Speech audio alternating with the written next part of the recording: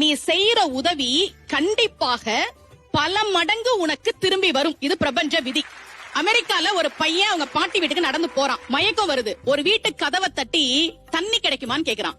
கதவை திறந்த பொண்ணு முகத்தை பார்த்தா பசியா இருக்கியே உள்ளவா அப்படின்னு ஒரு டம்ளர் பாலை கொடுத்துட்டு நீ சாப்பிடு நான் சமைச்சிடுறேன்னு சொல்றான்.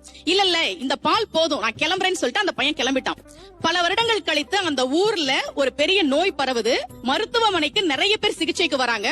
ஒரு பெண் வர்றாங்க, நோய் முற்றி போய் வராங்க. மருத்துவர் பார்த்துட்டு நான் குணப்படுத்துறேன் இவங்களன்னு சொல்லி சிகிச்சை கொடுத்து குணப்படுத்திட்டார். இந்த பொண்ணுக்கு லாஸ்ட் நாள் அந்த ஹாஸ்பிட்டல்ல இருந்து கிளம்பணும்.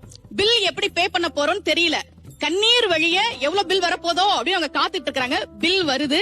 அதுல எழுதியிருந்த வாக்கியம் உண்மையாக அமெரிக்காவில் நடந்தது. இந்த மருத்துவ சிகிச்சைக்கான பணம் பல வருடங்களுக்கு முன்பாகவே ஒரு டம்ளர் பாலாக எனக்கு தரப்பட்டு விட்டது. இப்படிக்கு மருத்துவர் ஹோவர்ட் கெல்லி என்று எழுதப்பட்டிருந்தது.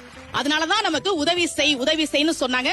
பக்தியில அன்னதானத்தையும் தானம் செய்வதையும் ஒரு அங்கமாகவே வைத்ததற்கு காரணம் நீ எதை கொடுக்கிறாயோ அது பல மடங்கு உனக்கு நிச்சயமாக திரும்பி வரும் என்பதா.